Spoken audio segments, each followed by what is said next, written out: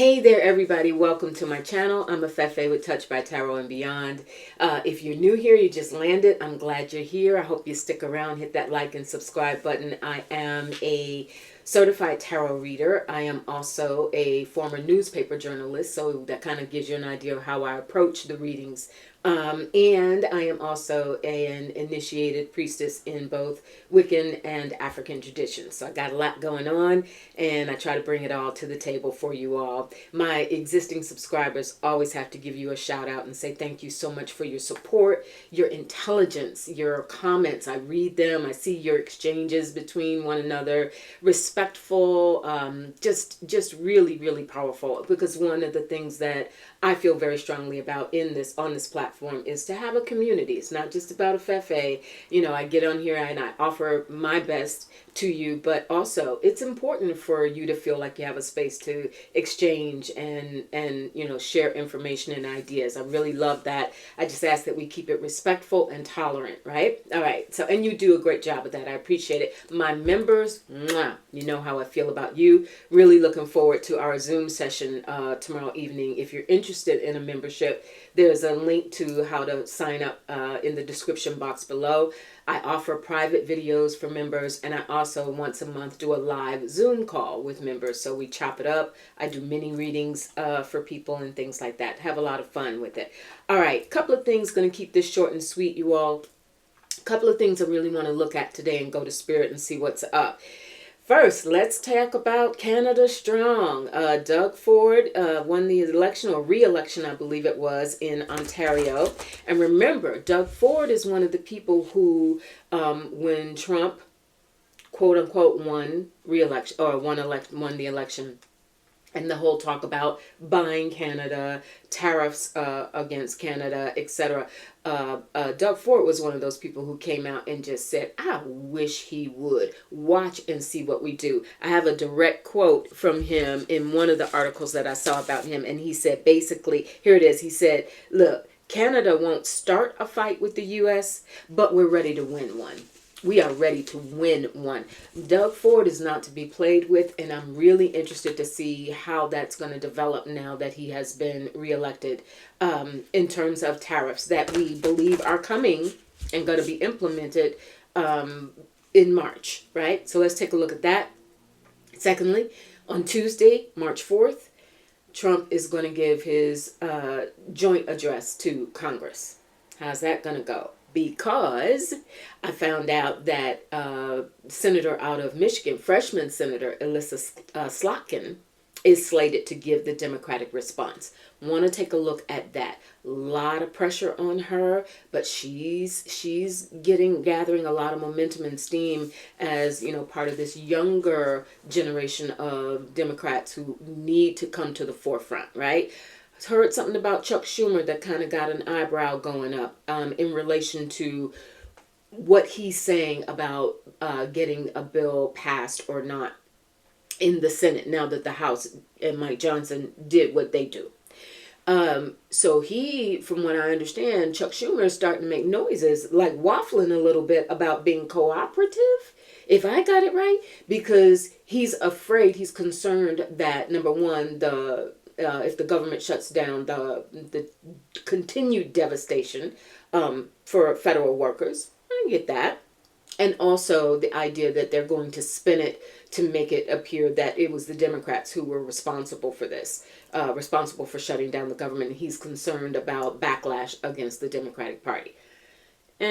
All right, so really going to be important to see how Elissa Slotkin delivers that response, the Democratic response on March 4th. Keep our eyes out for that. I want to take a look at her, how she's going to perform. And thirdly, what is this with the Tate Brothers being brought back, released from Romania and brought back to all places? It figures Florida.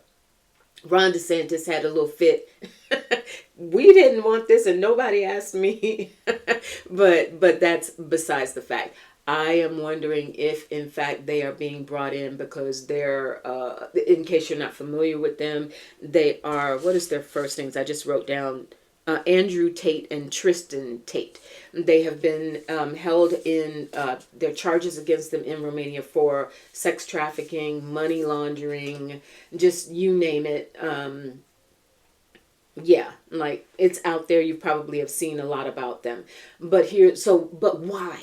Why did apparently some envoys from, what's his name, Grinnell, Richard Grinnell, while they were in Munich, Germany, petitioned. And so some of this happened because apparently people within the administration were responsible for putting on some pressure to get them released and get them, able to come back here. Of course, Trump was asked about it, I think, yesterday, and said, I don't know. I don't know anything about it. He didn't know anything about Project 2025 either, remember? All right. So I want to take a look at that. I'm wondering if this is somehow related to Muskrat, Elon Musk.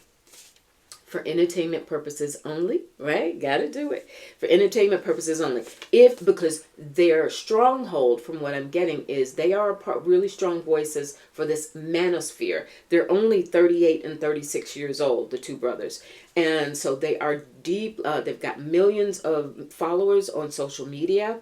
We know that that was a part of why the bond between Musk and Trump was Musk's ownership of X and being able to utilize, these platforms to spread disinformation, misinformation, and to garner, puff up this manosphere.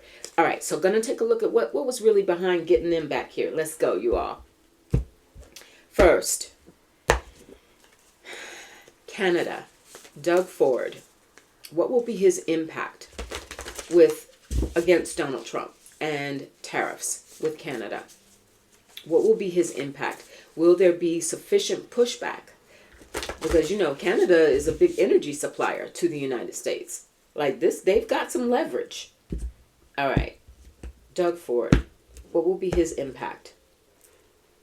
We have the Ten of Pentacles. Yes, it's all going to be about his influence with being able to put some hurt back on the U.S. Unfortunately, who really pays for that, right? Us, the United States citizens. But in terms of gaining ground and making sure, and there's the Fool, he's ready to take it to new heights. Doug Ford is ready to take on the fight, and he's ready to take it to new heights. And he's not, despite all of the, the concerns that Canadians may have about the economic consequences to them, and the availability of products and things to them. They're also the Five of Wands, ready to bring that conflict, ready to go in it. He will not lay down.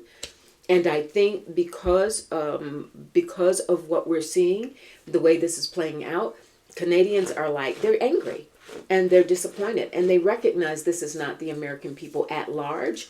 But at the same time, the Knight of Swords, we're going to hear more voices outside of just Ford himself. We're going to hear more voices that are going to articulate a pushback, basically a pushback. Spirit, is this going to, are Americans going to be impacted economically through energy or otherwise? We have the Four of Wands. It ain't going to be pretty. And it ain't going to be sudden either. Whether it's energy, because that's how Wands, fire, that feels like it could be energy. The energy sector. I'm even noticing in this card the lanterns there. That feels like energy to me. They're going to use what they have and the leverage that they have to push back. And it is not and the Two of Pentacles. I think there will be a deal worked out. One of the things that we know about, I'll call him F47 today. One of the things we know about him is he will, you push him hard enough and he'll wiggle. He'll he's a lot of bluff and bluster, but if he sees, because he's going to come under increasing pressure by Congress and by others to say, look, and the American people, the voices are going to just get louder and louder as the pocketbooks continue to hurt. And if the markets, once this hits the markets with these tariffs, he's got to get it. And he's going to feel like, okay, I got to, thank you, Spirit is giving me a confirmation with an ace. Ace of Wands. Doug Ford is that person who can make, not necessarily make 45 fold, because we know, he is who he is, but this is actually going to, he has enough push and he has enough momentum and he has enough support in Canada to make a viable pushback against the United States and against, in particular, F47, who's making all this come down. And it ain't going to go well, because once it hits back, once that ball gets pushed back in our court, that's when all hell's going to break loose, and he's going to have to, F47 is going to have to find a compromise. He's going to have to back down off of that. All right. Not to mention the fact that if one of the primary arguments is fentanyl coming over the border, the Canadian border in particular, come on, like, it's not even plausible. It's not plausible. And when it hits the markets, when it hits Wall Street, when it hits, American consumers, he's gonna have to tone that down. All right, moving on, you all. The joint address, F47's joint address on Tuesday, both parts of Congress, House and Senate. I want to look at how he's going to perform, but more important, or not more importantly, but also I want to look at Elissa Slotkin and her comeback on behalf of the Dems, how she's going to perform. Spirit, Donald Trump, the high priestess, he's going to,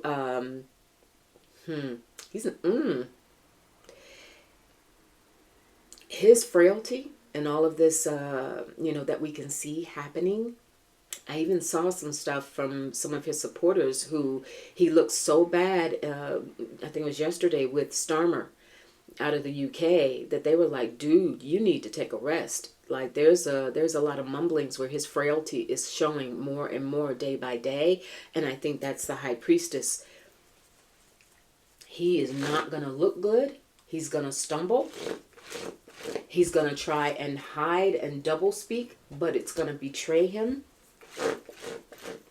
Donald Trump's performance on the Six of Cups.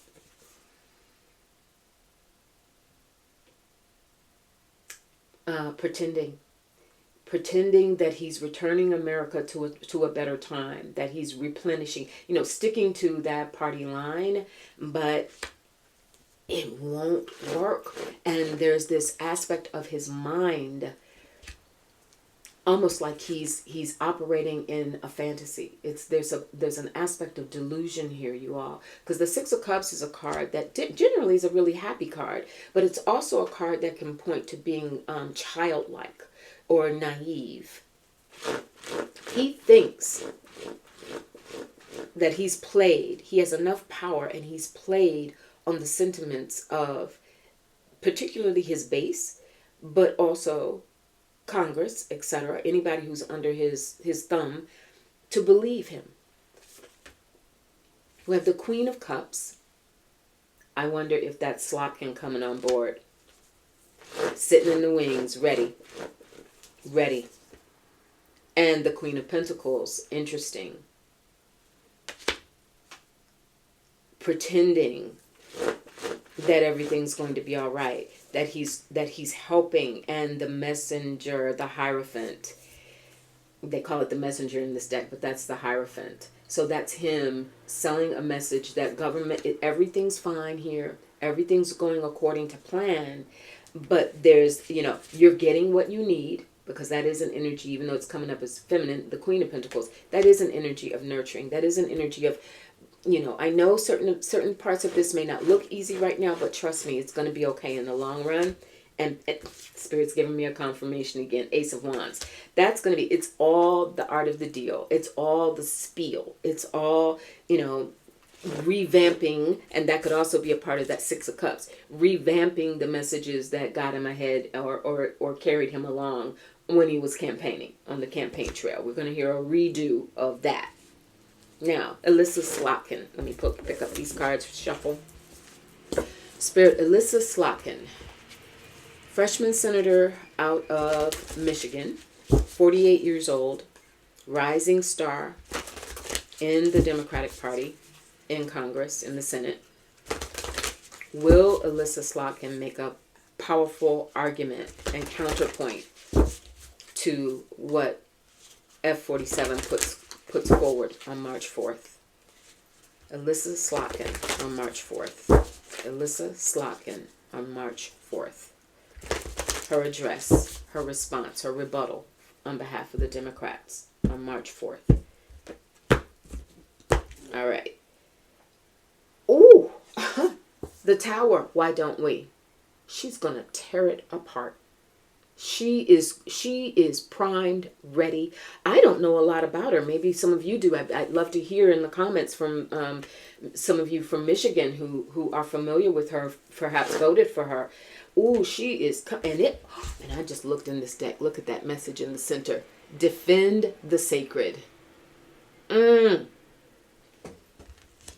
Oh boy, this is going to be good.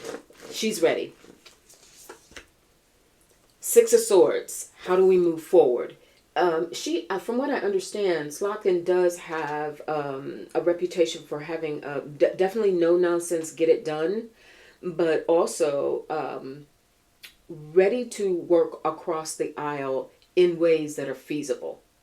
And I think she will give a message of the way forward. She's not going to come across as a firebrand of like F the Republican Party, except she's gonna try and make an appeal across the board. She knows that the MAGAs are watching. She knows the base is watching.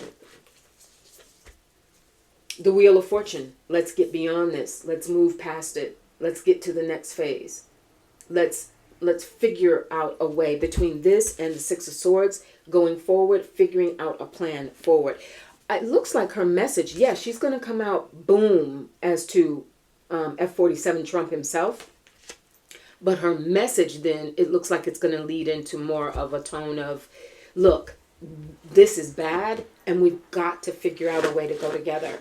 So to that extent, I think to some extent it is very, very politics as usual, but she's also going to, with that moon, she's going to highlight the dangers and the fears that, and justified, and the yearning that people feel. She's going to definitely, I understand that Schumer and Jeffries et al., the Dems are being encouraged to bring as many people as they can, especially federal workers who are being so severely, mistreated, that to bring them. And I think that moon is highlighting that. I think that there will be aspects of the yearning that we feel, the worries that we feel, the collective all across the board, Medicaid being endangered in very rural red areas. She's going to appeal to that sense as well. She's smart. She's really smart. And the Two of Swords, that we've reached a fork in the road. It's almost like the spirit is saying she's gonna put out she's gonna deal with him, with F47, but her major thrust is going to be having eyes on America. Her message is going to be to the people, and in trying to get people to come together. Those who are very disappointed in how things are going, who may have voted for F47, they drank the Kool-Aid. So she's definitely looking at them.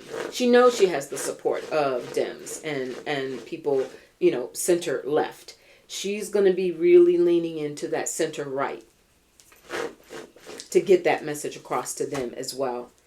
And I have the Nine of Pentacles about our concerns, about our economy, about how we are going to continue to make money, about workers being able to continue to take care of their families and their needs. Yeah, she's going to do a really good job, you all. She's going to do an excellent job. Can't wait to see it. Go. We need it. We need those voices. All right. And finally, what's up with these Tate brothers being brought back here? Andrew Tate and Tristan Tate. Clearly, long trail. This is not imaginary what they've done. I haven't been able to find it, but on one of the stories that I saw yesterday, it said that some years ago that one of the Tate brothers, or maybe both of them, there was a big profile in Rolling Stone magazine, I believe it was, where he talked about his misogynist ways openly and was talking about, taking women for a test run, quote, sort of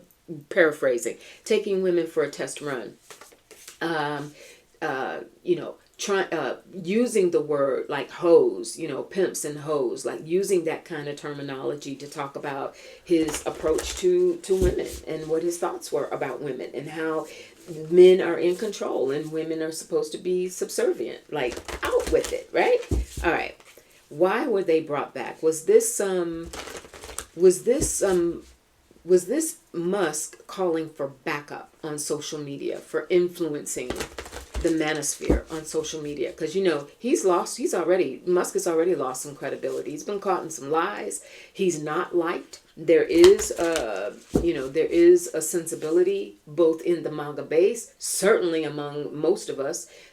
We see him for what he is, getting those FAA contracts among many others, while money is being taken and jobs lost, and he's like, it's out in the open. It's out in the open, doing it blatantly. Are the Tate brothers being brought back to try and mitigate some of this pressure on Musk to try and divert attention and also continue to get that messaging out? Six of Cups is back at the bottom of the deck. Their youth, got it, because again, they're only 38 and 36. So yes, appealing to the young men, the Manosphere. That's their audience. That's why they were brought back. And the Magician, 100%, you all. Magician, ruled by Mercury. So it's all about a bait and switch. It's all about taking some of the pressure and visibility and coverage, even media coverage, off of Musk or Muskrat, as we say. Some of us say, and putting it back. The Ace of Swords. Spirit is, when I get aces and I'm in a flow like that, that's a yes. The Ace of Swords. The messaging. Noticing. Messaging again. Magician, ruled by Mercury. Communication. Swords. Communication. This was definitely, they have a job to do. They're huge Trump supporters. I understand that one of I think it was Andrew Tate, the older one, the 38-year-old, has had some exchanges with Alina Habba, one of Trump's attorneys, and they were on some right-wing show fanning each other. He's smiling at her and she's smiling at him, and yeah. Five of Wands. They're here to stir up trouble. They're here to literally kick up dust, and do it, of course, on their platforms. Six of Swords is back again, moving forward, and the Ace of Pentacles. The thing is, but there's the Ten of Swords. They are worried because even though they were allowed to leave Romania and come back, the charges have not been dropped against them. And from what I understand, one of the conditions of them being allowed to go to Florida was that they would have to go back and appear in court based on those charges. So they are really worried about that. That Ace of Pentacles and Six of Swords, it's almost as if, yes, they are being brought as cover for Elon, but they are also being positioned for the midterms, because they're already thinking, we got as far as we did because we won the social media wars with the Joe Rogan situation. Lightning is not going to strike twice with Rogan, right? So they're looking at them as another branch. Three of Wands. They're trying to grow their network, and so that's their long game. They're here now to try and take some of this attention, a diversion, take some of this attention off of Elon Musk. But they're planning to use them long term as tools in the midterm to try and again gin up that base, in particular the Manosphere. That's their plan. We'll see if it works. We'll look more at them a little bit later. All right, y'all. I will talk to you real soon. I'll probably come back on Sunday or Monday. Take really good care of yourselves. Remember, we always say, end it every time, like chin up, shoulders back, and remember to breathe. Remember to breathe. Keep your eye out for Slotkin on March 4th. I have a feeling that's going to be really interesting. All right, I'll talk to you real soon. Be good. Bye.